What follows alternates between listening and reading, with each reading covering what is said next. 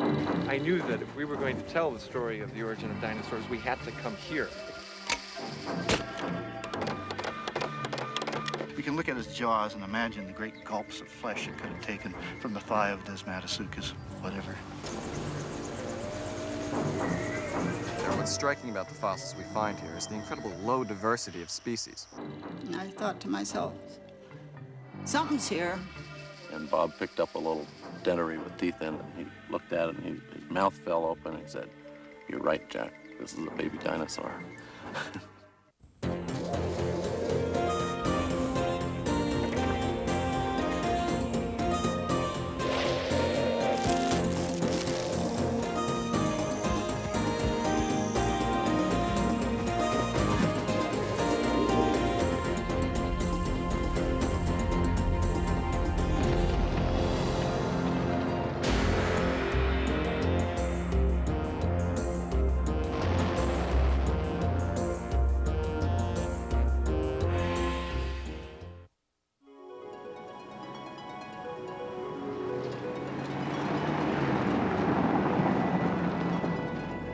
Only a handful of bones belonging to the earliest dinosaurs have ever been found. And they came from here, a desolate valley in northwestern Argentina in the foothills of the Andes Mountains.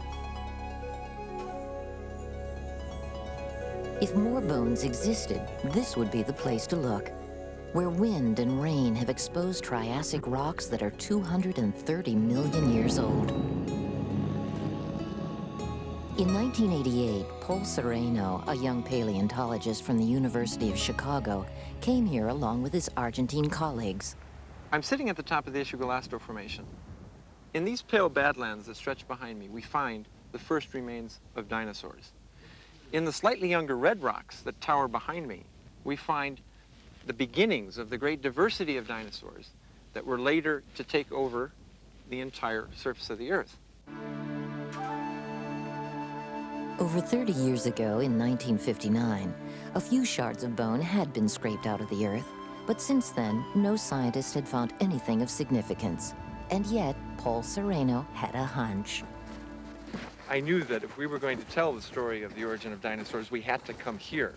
But after 3 weeks of hard work, we hadn't found the specimen which would do the job. Then one day we went to this little area of badlands that we hadn't been to yet. It had been kind of hidden behind the other areas.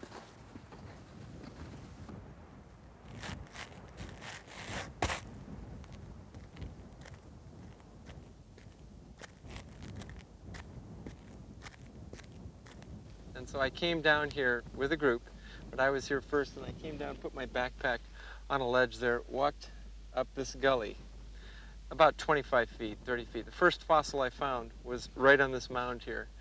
And I naturally, not wanting to be disappointed, didn't think that I wanted to think it was everything but an Ararosaurus skeleton, but as it turned out, I saw what looked like to be neck bones, and I followed one to the next, and there was the back of the skull. And it couldn't be anything but a primitive dinosaur, and I was overwhelmed. I just couldn't believe what I was looking at. I sort of would look somewhere else and then look back down at it. As people gathered around, the crew gathered around, I walked away because I couldn't look at it anymore, and I came back, and there was just a tide of emotion. I wept. Paul and I just gave each other a big bear hug, and we were jumping up and down and yelling, and everybody else came over by then, and it was extremely exciting. This is what we wanted. Sereno had found an almost complete skeleton, including the skull, of the earliest known dinosaur, called Herrerasaurus. This is the wonderful skull of Herrerasaurus that we found back in the valley there.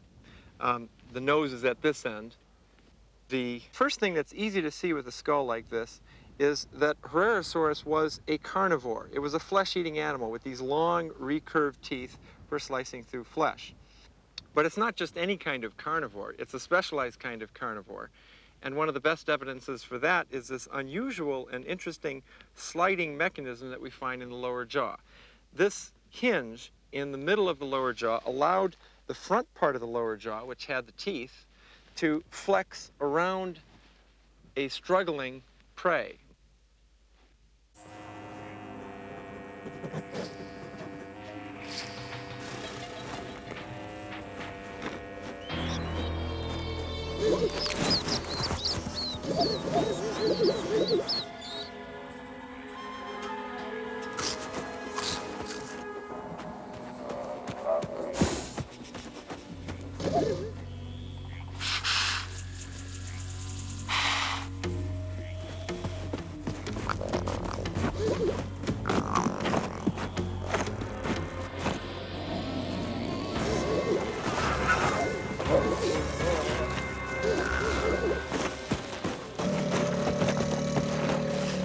But Herrerasaurus faced some stiff competition in the Triassic Age.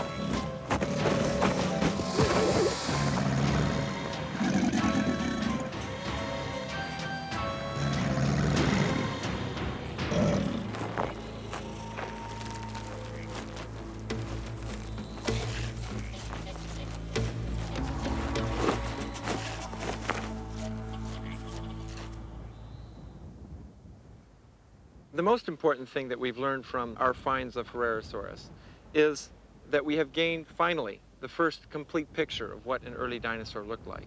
And this picture will help us understand the subsequent diversity and radiation of dinosaurs that occurred over the next 150 million years. The rocks of the Triassic period date back 250 million years.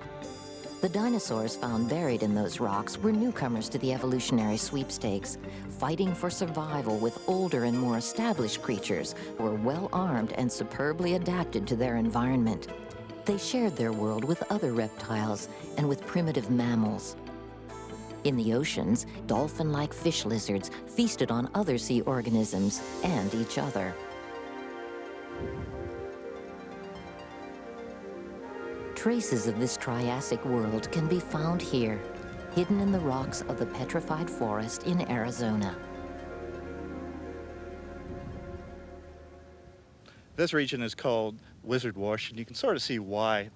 Paleontologist Rob Long. The sandstone has been eroded, it's been weathered into these great creations. You can see goblins here, you can see dragons, but it was very different 220 million years ago.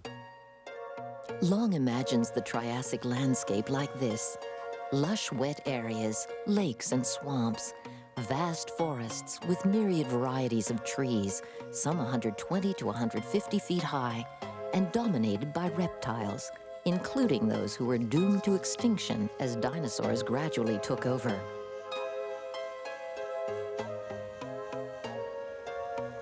Such a one was a harmless plant eater, Desmatasuchus.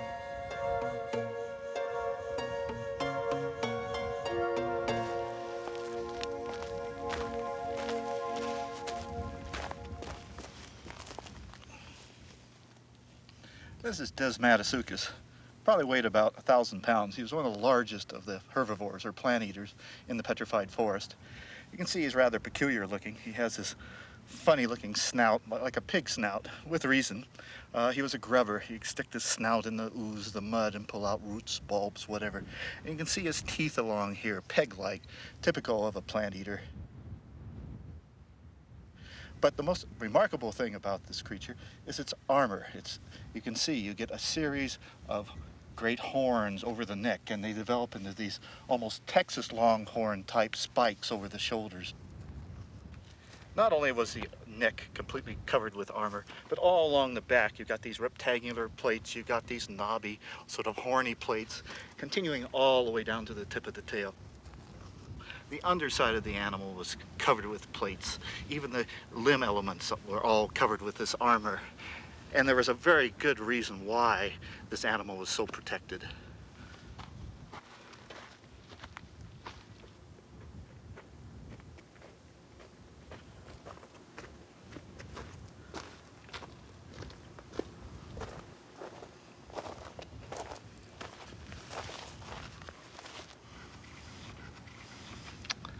This is Postasuchus, another thegodont, But unlike Desmatasuchus, you can see it has these great recurved daggers serrated on the edges, sort of like Tyrannosaurus teeth for cutting through flesh. But you have to remember, this animal is 3 times as old as Tyrannosaurus rex.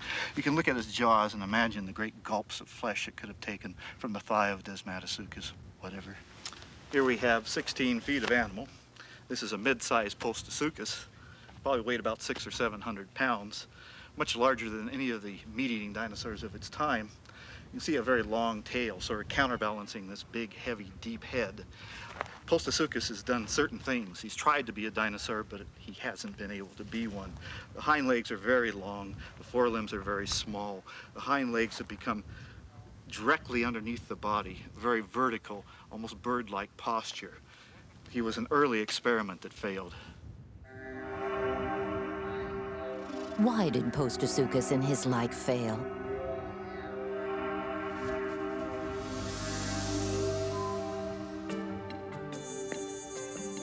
Doctors Neil Shubin of the University of Pennsylvania and Hans Sues of the Smithsonian Institution have come here to the Smithsonian's laboratories to find out how the first dinosaurs managed to beat out their competition.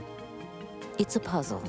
How could the relatively small upstarts of the Triassic period shoulder aside creatures as formidable as Postosuchus? A block of stone in the institution's research area contains a butcher shop of shoulders, shanks, thigh bones, and jaws, most of them belonging to a diminutive early meat-eating dinosaur called Coelophysis. Probably the rest of these animals under there still. This is one of the smaller specimens in the block? Yes, definitely. They get considerably larger than that. So how many specimens are in this big block here? Oh, a dozen or so partial and complete skeletons, and there are probably going to be at least as many more as that. And you have a problem like figuring out which bones go with which, I mean. Yeah, exactly. And in the little block, there are at least 3 specimens, right? I mean. Yeah, here's a large individual. These are his hip bones here. We've already removed most of his leg bones, but there's his tail coming back toward me. And over here we have another individual with his leg folded up. There's his pelvis, his thigh bone, his lower leg, and his foot underneath here with toe bones coming down here with nice long claws on them. And in between is a little baby's skull. Here's his nose, and there's his teeth with his mouth is tightly closed. And we can even see some of the plates around his eye that are preserved in his orbit here. The skull's crushed, but it's in really good shape. You can see all the bones in his palate are preserved in here. There are a lot of reptiles running around in the late Triassic. What Coelophysis and the dinosaurs share is a stance, and a stance which implies that they were very agile terrestrial animals. This stance involved moving the legs underneath the body, and in effect a bipedal posture. So that involves, adaptations of the leg and of the foot. In fact, some people have implied that this stance and then the ability to be a very sort of agile terrestrial organism enabled dinosaurs to take over the Earth, to be dominant forms over all the other archaic creatures that were around at the same time. Shubin's theory that early dinosaurs became faster on their feet than their Triassic relatives could explain some of their success, but was something else needed. As the Triassic period gave way to the Jurassic about 200 million years ago, there's evidence of what scientists call an extinction event. It appears that at every stage of evolution, changes in the ecosystem, catastrophic to some creatures, provide an opportunity for others. This is what may have happened with the dinosaurs.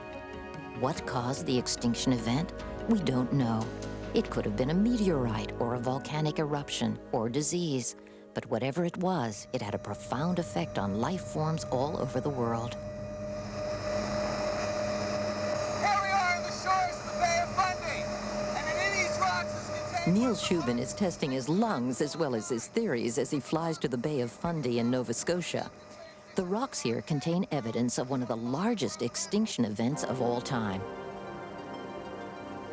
On these cliffs, the Triassic-Jurassic boundary is visible as a white line. Below the line are rocks from the Triassic period, containing the remains of creatures from 250 million years ago. Above it are rocks from the Jurassic, containing younger animals, including dinosaurs. Hans Seuss, Neil Shubin, and their colleagues are excavating right on the Triassic-Jurassic boundary, where the cliffs contain a record from 200 million years ago, the early Jurassic period, when dinosaurs got their opportunity and seized it. That's like it's like a flat plate. Yeah. Right now, they're examining Jurassic fossils. I mean, altogether, what's striking about the fossils we find here is the incredible low diversity of species. And if you compare that to the late Triassic, you have an incredibly high number of species. In fact, the only difference between these set of rocks in the Jurassic and those in the Triassic are that these are lacking typical Triassic elements. In fact, they're lacking many species.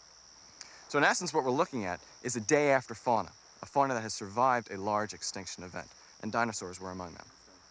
Another Sphenodon. The day after population Shubin is referring to consists of small mobile creatures, the first true dinosaurs. Some of them were fleet-footed predators, hunting down small lizards and mammal-like reptiles, chopping into them with teeth shaped like the blades of a steak knife. Others were small plant eaters. Their larger competitors had been mysteriously but irrevocably eliminated. The field was open. The stage was set for the monsters that were to come. They started in a modest way, some no larger than chickens. Allowed to range free and evolve into more and more efficient forms, these new, more advanced beasts grew and grew, larger, larger, stronger, taller. They developed serpentine, ribbon-like necks, tails like tree trunks. They became, in short, the dinosaurs we think of when we hear the word, the colossal beasts that haunt our fantasies. All the largest of the Jurassic dinosaurs, Brontosaurus, Brachiosaurus, were vegetarian, cropping a landscape that was lush with primitive conifers and palm trees, ranging through the forests in a perennial harvest time.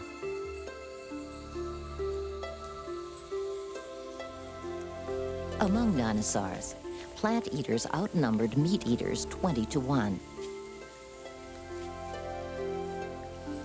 Much of the vegetation that made up the dinosaurs' diet in the Jurassic period would be familiar to us today.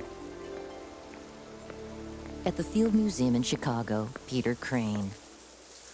Most of the plants that you see growing here behind me are representatives of the sorts of plants that would have been around during the age of dinosaurs, and particularly in the Upper Jurassic. We have ferns growing on the cliff. We have a large cycad growing over here on top of the cliff.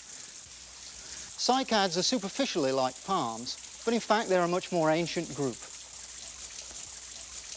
They have a fossil record which goes back maybe 300 million years. And during the Mesozoic, during the age of dinosaurs, they were an extremely important part of the vegetation, represented by thousands of species and also very abundant. This superabundant jungle, with its succulent but slow-growing fronds and saplings, was under severe attack. The huge beasts that had evolved during the Jurassic period were relentless and voracious, capable of gulping down entire bushes at a time. Such a one was Brontosaurus. At the University of Wyoming's Geological Museum, paleontologist Robert Bacher. This is Brontosaurus. Brontosaurus and its kin were the largest plant-eating animals ever to have evolved on land. One of these guys will go 30 tons. That's as heavy as a whole herd of elephants. And a whole herd of elephants needs a whole lot of plant life to keep it going. How did an animal this big find enough vegetation to keep it fueled? It had a tripod. You see, Brontosaurus is balanced right at the hips. And Brontosaurus has 3 hind legs. It's got a right hind leg and a left hind leg.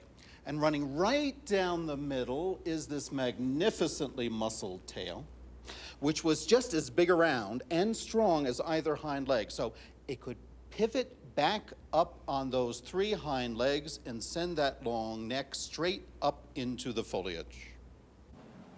Let's take it up to stage 2, 16 feet. Now what we're doing now, or what I'm doing, pretending my head is the head of a brontosaurus.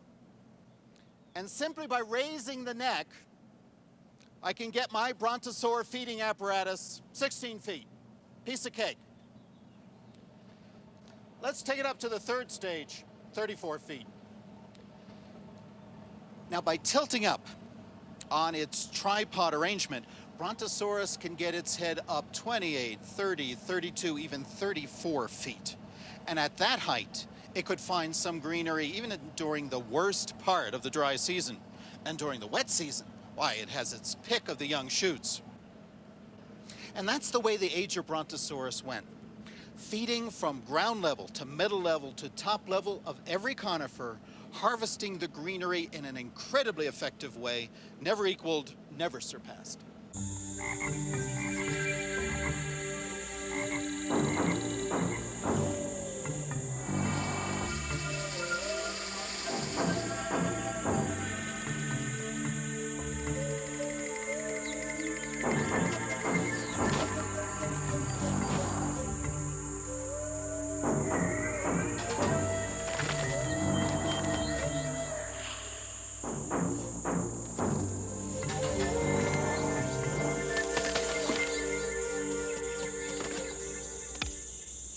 Now with elephants, or Brontosaurus, you've got to push in the front end a lot of plants.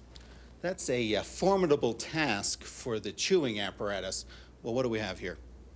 We've got a nice row of incisors, biting teeth. Now they can crop off the leaves and branches, that's fine. But now we need chewing teeth back here, molars. And one paradox of Brontosaurus, there are no molars. There are no molars in any Brontosaur at all. Well, that's an interesting problem. The solution is 20 feet further aft. Bob Bacher has a theory about this process. The answer he favors involves the boiler-like guts of the beast, which he believes were adapted to form an ingenious system for pulverizing plant matter. Here we are in the Brontosaurus guts, and here we'll find the solution to the mystery of the missing molars. You see, right here, in the center of the guts would be a 400-pound gizzard, a muscular part of the stomach for chewing. How do we know Brontosaurus had a gizzard? Well, crocodiles are primitive brontosaur relatives. Crocs have gizzards. Birds are advanced brontosaur relatives. Birds have gizzards. And then finally, there are these polished pebbles found inside the fossil rib cages of brontosaurs. And it was these that functioned like molars to grind the food into a digestible powder. But dinosaur bones are typically found in rocky places. How do you prove that the stones and the bones are connected? By sound shadows. We're in the excavation quarry for the skeleton of one of the most gargantuan animals ever discovered. Dr. David Gillette and his colleagues are using the latest in high-tech equipment for dinosaur hunters, a seismic gun. As light casts shadows, so does sound. The noise created by the seismic gun creates a shadow of dinosaur bones and other features on microphones lodged underground. Then the computer system analyzes these changing patterns of shadows to create an image of what lies beneath the Earth. The skeleton that they found is astonishing. Dr. Gillette and his team named it Seismosaurus, Earth Shaker. Before the discovery of Seismosaurus, the largest complete skeleton known belonged to Diplodocus. Dr. David Gillette. Seismosaurus is more than half again as long as Diplodocus, and my best ballpark estimate for length now is 150 feet compared to the 87 feet in Diplodocus. Seismosaurus probably processed around a ton of plant matter every day. There are still years of work and yards of dinosaur ahead, but already the connection of the bones to the stones, called gastroliths, has been made. We found about 150 gastroliths in the front part of the body, all having spilled out from the crop, which was in this position. We had one body of gastroliths spill out this way, another spill out back toward where Wilson is working. This is the first time scientists have seen such a close association of stone with rib bones.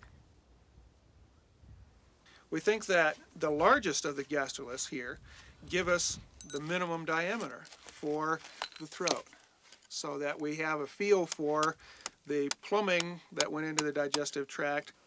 Now, this was an interesting story until we found a problem, and that problem was this gastrolith, which is 4 or 5 times larger than the otherwise largest gastrolith in the set. This one is so large, in fact, that I think there's a good possibility that we can answer the extinction question for one dinosaur in particular, one individual. That's Seismosaurus.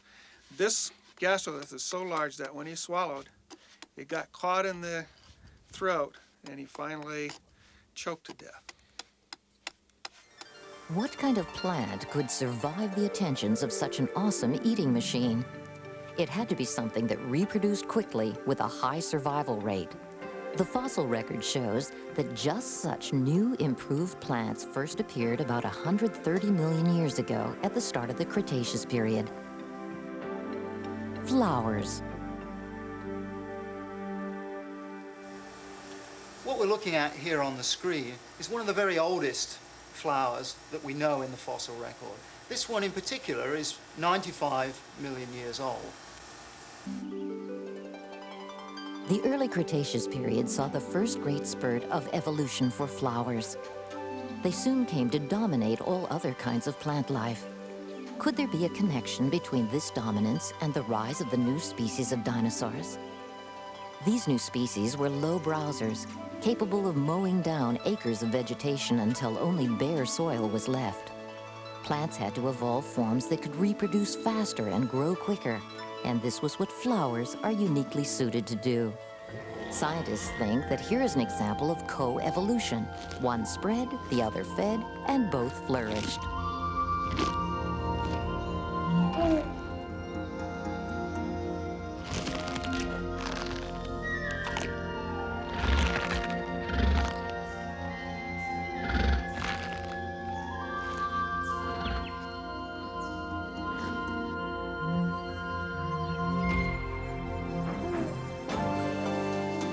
At the end of the Jurassic period, these new creatures, with their broad muzzles or sharp beaks, ideal for shearing off the new flowering plants, had taken over from high browsers like Brontosaurus and Stegosaurus.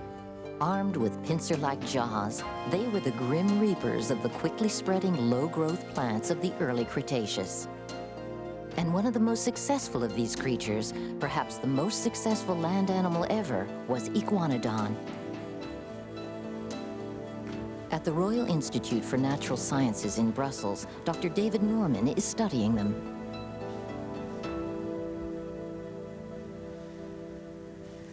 This is Iguanodon. It lived during the early Cretaceous, and by any standards, it was a phenomenally abundant animal. It's clearly one of the most abundant that lived at this time in Earth's history. As you see it here, it's not quite restored properly. The vertebral column should be more horizontal. So the animal actually, with its head, would have been a lower browser. It would have browsed on the lower part of the trees and on the low ferns and ground cover vegetation. But it fed on that in a most unique way. It had in fact developed a technique for processing plant food that no other reptile has ever developed. Chewing. The Institute for Natural Sciences has restored a group of iguanodons just as they were found in a Belgian mine in the 19th century. No gastroliths were found along with the bones, so they must have processed their food some other way, probably the way we do. Could Iguanodon chew? And if so, how well? Well, let's look at this skull, just to see what we can learn. At the front end of the jaws, there's a very sharp, roughly edged beak, which was ideal for nipping off pieces of vegetation. Behind that, you have this great big long row of powerful teeth with very steeply worn edges, which are ideal for chipping off and pounding up the plant food that they're eating. More important still than that, perhaps, is the fact that the teeth themselves are actually set in from the sides of the jaws, leaving this very wide recess running up the side of the face here. This was almost certainly covered with a mixture of flesh and muscle, which would have formed a cheek, to prevent the food, once it had been chipped off, from falling from the side of the face. Just behind the teeth, you have this large lump of bone here. And this was the area of attachment for very large muscles that ran down from the side of the head in these spaces here onto the lower jaw to give these animals a very powerful bite. The one vital ingredient that's missing is the ability to really grind the food very effectively between the teeth. And to do that, you need to be like mammals, like ourselves, who are able, because they've got special muscles in their jaws, to be able to move the lower jaw from side to side as they chew.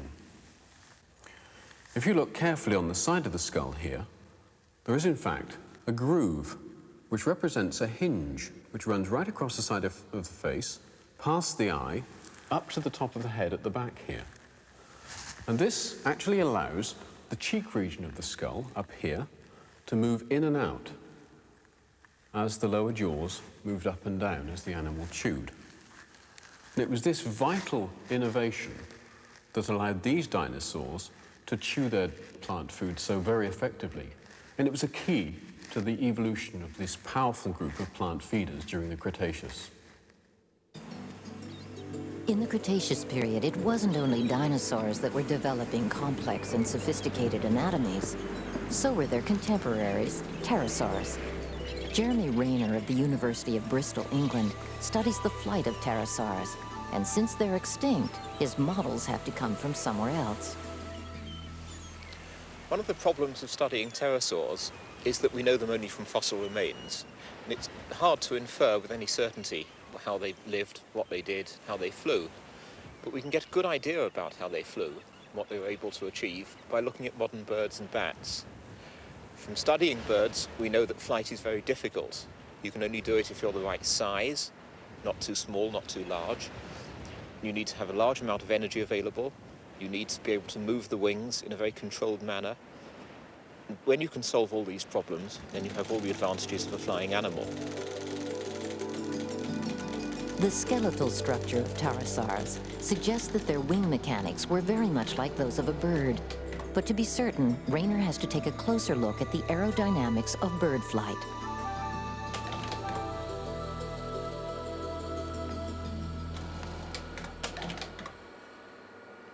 Exactly how do birds do it?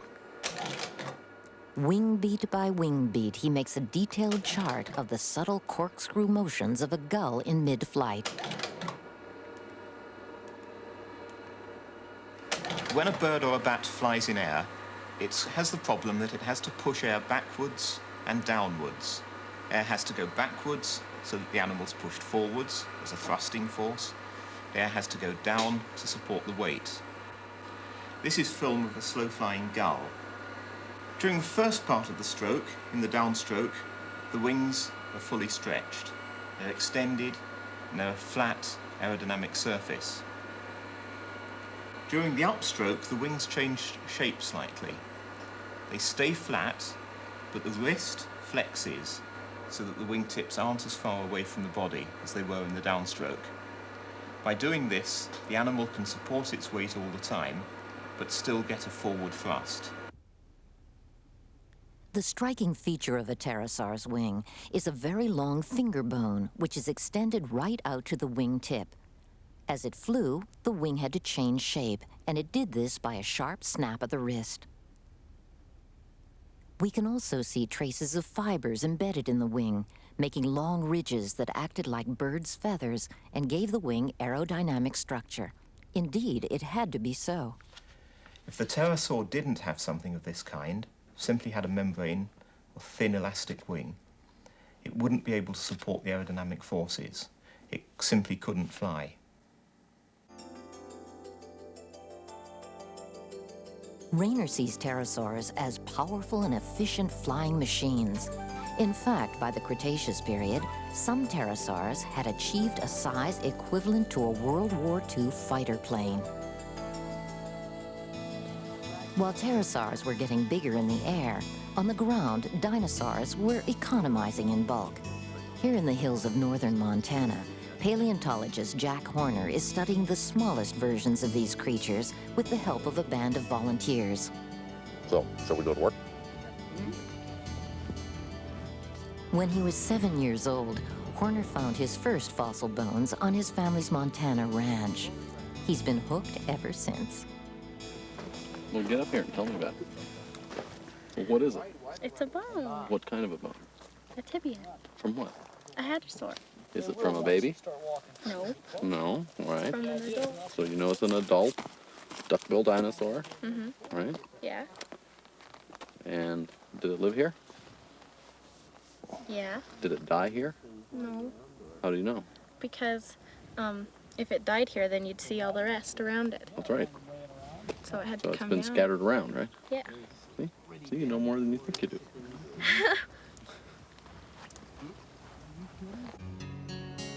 But it's not just professors and students who find bones. Marion Brandvold runs a rock shop in Bynum, Montana. That's why she's out here prospecting, looking for rocks, especially rocks with fossil bones. One day in spring 1978, she came across something she'd never seen before in that area. I come on down off the hill, and right close here were some big bones. And I thought I've walked here before, but I must not have done. So I'm kind of excited about them, but then there was this odd little round place. Now it looks a lot different today. It's not anyway near the same. On the top were quite a few scattered small bones. Okay, them small bones were different than anything I had seen up in this area. That same year of 1978, Jack Horner took the summer off from Princeton University to go bone hunting with his friend Bob Michaela. As usual, one of their stops was the rock shop run by Marion Brandvold. They'd heard that Marion needed help identifying some fossil bones. So we got to looking around, and she had a lot of fossils in there, and a lot of them were misidentified, so we started identifying stuff for her, and she seemed to be real pleased about that.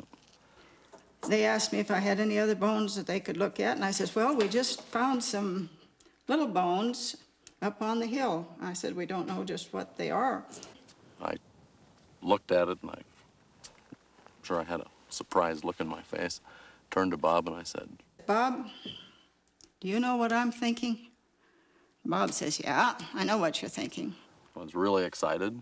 Bob and I were both really excited, but we were in a rock shop, and in rock shops they sell things, and so we were trying really hard to sort of contain our excitement. And I thought to myself, something's here I got to know about. And Bob picked up a little dentary with teeth in it, and he looked at it, and his mouth fell open, and he said, "You're right, Jack, this is a baby dinosaur." And I says, baby dinosaurs? Yes. We were very excited. 12 years later, every square foot of these Montana hills is the object of intense scientific scrutiny. When we first came here, there was a good little hill here, and it was on the surface of that hill that Marion had collected the parts of 4 skeletons. And when Bob and I came out, we began carefully excavating into the hill and began running into hundreds of other little bones. So we very carefully prepared down on the top of this hill, just excavating centimeter by centimeter, and we eventually found the remains of 15 baby dinosaurs. And then after examining them and deciding that they were all the same species, we came to a final conclusion that we were looking at a dinosaur nest. Horner's discoveries opened a window onto the daily lives of dinosaurs. Until then, there was nothing to show that dinosaurs were any different from turtles and frogs, whose approach to their eggs is lay 'em and leave 'em. But here, Horner found evidence of dinosaur nesting and other kinds of social behavior. Out here we can see a number of the myosaur nests. There's one, the 1978 nest, where the steel spike is. Then about 30 feet this way, the little hill, another one is, and then about 25 feet off to the right is another one. There's 7 confirmed nests that we found out here, and possibly another one. As we began to find these things, we realized that first of all, the dinosaurs were apparently nesting in colonies, but we also realized that the nests were 25 to 30 feet apart, which is the length of an adult maiasaur. So it appears that the colonies were relatively dense, very much like some bird colonies where the distance between nests is equivalent to the body length of the animal. On a windswept Montana bluff, the tents of Horner and his team are laid out like giant dinosaur nests. Here, hugging the ground, Horner can begin to deduce what these remains of eggshells and hatchlings really tell us. In order to find these little baby dinosaurs and eggshell and things like that, you literally have to get down just as close to the ground as you can to see the things. What we have here is a place that we found embryonic dinosaurs, associated eggs, and some we believe are hatchlings. So, looking at dinosaurs that are 16 to 18 inches long, and the pieces, like their vertebrae and their toe bones and things like that, are literally microscopic in size. Back at the Museum of the Rockies, some of the larger fragments of bone from Montana have been laid out for Horner to examine. They turn out to be the remains of a colony of dinosaurs belonging to a species that had evolved broad, flat bills, like ducks, to take advantage of low-growth vegetation. This right here is the adult duck-billed dinosaur skull, the dinosaur Maiasaura, and this individual we believe is approximately 4.5 years old. And this is the skull of the individual that is about 3 weeks old. Here was proof beyond a reasonable doubt that dinosaurs cared for their young. They nested. Putting all his research together, Horner creates a picture of life in a dinosaur nursery. We can get some really interesting clues about the behavior of dinosaurs when we look at some of the evidence from the nesting grounds. They really couldn't do much moving. They certainly couldn't get up and run around. It's possible that they could stand and walk a little bit, probably very wobbly, but very suggestive that they could not leave the nest and get their own food. And so all of this information together leads to the conclusion that the mother dinosaur, or a parent dinosaur, brought food to the young. And all this evidence of caretaking and nesting led Horner to name these dinosaurs maiasaurs, good mother lizards.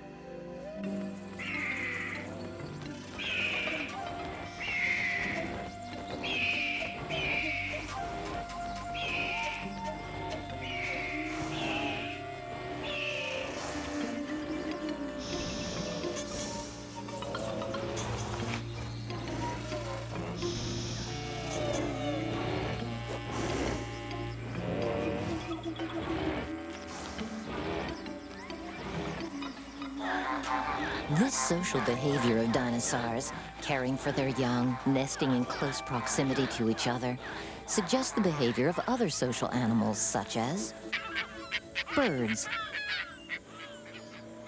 Horner, who has noticed some striking behavioral similarities between the two, has come to Bowdoin National Wildlife Refuge in Montana with refuge manager Gene Sipe to learn more. Both birds and dinosaurs made nests to protect and incubate the delicate eggs.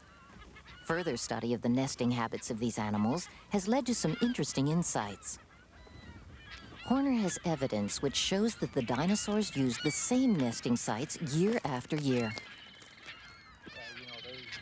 These finds call to mind pictures of a surprisingly social animal, a reptile that lived and traveled in organized groups. When we find the eggs, these dinosaurs would actually push their eggs down into sediment. And we can tell that there was at least a bowl-shaped depression that they were in, but we can't tell whether there was a mound. The eggs just hatched in from the sun, well, we think they may have covered the eggs with vegetation, so that you know the rotting of the vegetation would have provided the heat for incubation, and then apparently the babies had just sort of popped the top off the egg after the vegetation was removed, and they climb out. Horner believes that hatchlings stayed in groups within the colony, just as some ground nesting birds do today, fed and protected by the parent animal. So it appears that these dinosaurs probably lived in little pods or groups, the babies, and were probably cared for by a few adults. And it appears that the adults would also defend them. Species of hadrosaurs probably could have made sounds to threaten predators or alert their young, and they even have banded together to repel threats from meat-eating theropods.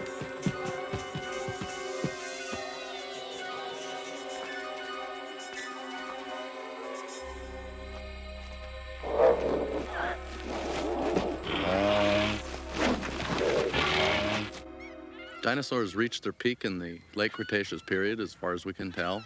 It's at that point where we have their greatest diversity. It was also a time when we at least see dinosaurs living in large nesting colonies, feeding their young, at least some of them.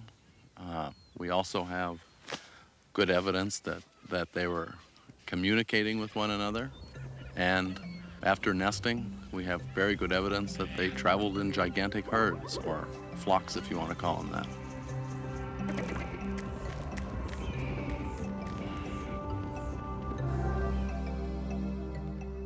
Herds of dinosaurs, flocks of dinosaurs. The idea inspires visions of buffalo on the prairies of the Old West, wildebeest in the Serengeti plains of Africa. Is it possible? Dramatic evidence that it is exists here in Provincial Park in Alberta, Canada. Phil Curry of the Royal Tyrrell Museum in Drumheller is prospecting one of the richest dinosaur fossil sites in the world. The late Cretaceous rocks here represent 2 million years of dinosaur history. Over 300 skeletons have been excavated and displayed in museums all over the world. In these rocks, Curry has found 35 separate species of dinosaurs, but a very special story emerges for one of them. The quarry in the middle of the far cliff is an excavation of a bone bed that we found in the 1970s. Now, the bone bed was accumulating along the bottom of a stream, and the stream was running away from us to the far side of that hill, and it extends for maybe 100 yards or so. In that bone bed, we're finding anywhere up to 60 bones per square meter, and we estimate that in the total bone bed, there's probably 20 or 30,000 bones.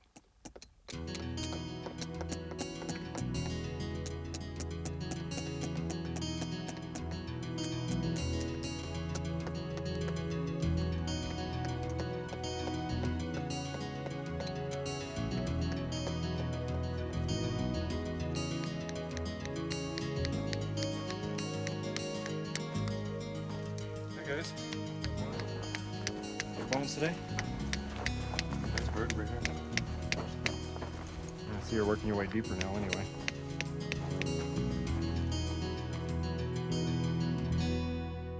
Bones here are from many individuals, and they've all been mixed up.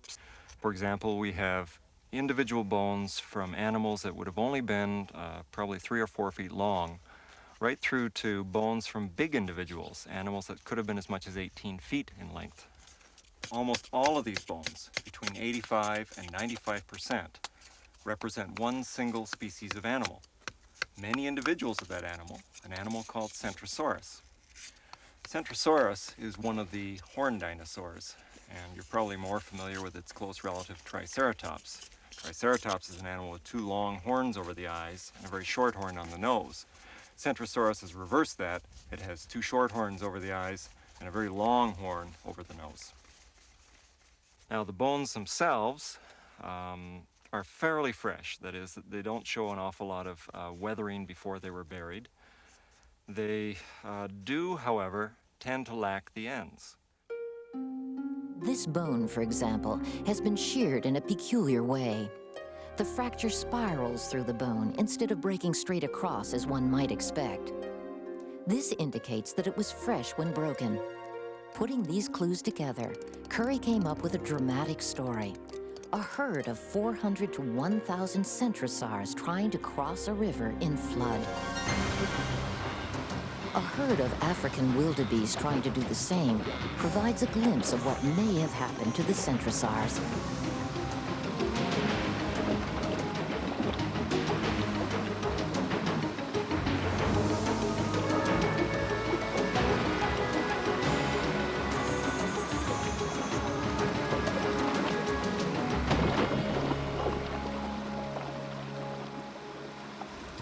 As individuals, they were probably good swimmers. However, when they tried to cross as a group, they got in each other's way, and many of them would have been pushed underwater, and eventually a lot of them drowned. These drowned animals then floated downstream and would have been deposited on the point bars and the sandbars, or in this case, in an oxbow lake, essentially. And as the flood waters receded, the carcasses were left high and dry on the banks of the river. At that point, small and large carnivorous dinosaurs moved in to basically feast on something that was available to them. Phil Curry paints an incredible picture. Giant herds of centrosaurs roaming the land. But not all scientists are lucky enough to find an entire herd preserved in the fossil record. We do know, however, that Centrosaurus wasn't alone in its herding behavior. Indeed, its more famous cousin, Triceratops, probably did the same thing. Paleontologist David Fastovsky. If we saw a live Triceratops, what we'd see is a large animal, maybe the size of a large male bison or possibly even a large rhinoceros. It would be walking around on 4 legs, it would have a relatively short tail, and what it would have is 3 horns, 2 over the eyes and 1 on top of the nose. Triceratops was one of the last dinosaurs in the Age of Dinosaurs. It was also the largest member of its family. If you were to come into the Age of Dinosaurs, what you would see was herds of Triceratops roaming across this countryside. Also, you would have seen things like Tyrannosaurus rex, which would have been quite rare, and some duck-billed dinosaurs, which would have been more common. In the last 10 million years of the Cretaceous period, dinosaurs like Tyrannosaurus rex and Triceratops were among the 112 groups of dinosaurs that were flourishing. They inhabited the entire world. In this world, colonies of hadrosaurs and maiasaurs made their nests and cared for their hatchlings. The oceans were alive with graceful dolphin-like sea dragons, mosasaurs, ichthyosaurs, plesiosaurs. And above, pterosaurs and small feathered creatures glided through the air.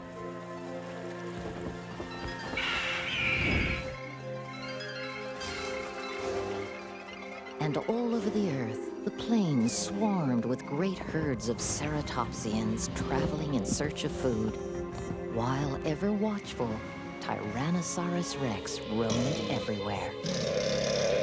And then, in an instant, as geologic time is measured, the entire planet became a graveyard for these apparently indestructible creatures. For 160 million years, dinosaurs had been the most successful land animals ever. Their disappearance 65 million years ago is one of the great mysteries of science. What happened? Was it a change in the Earth's climate? Disease? Increased volcanic activity? Or something altogether different? The latest theory, and one of the most controversial, involves heavenly bodies, global warming, and an oil well that wasn't. If it is true, it will alter many of our ideas about how we, in turn, became masters of the planet.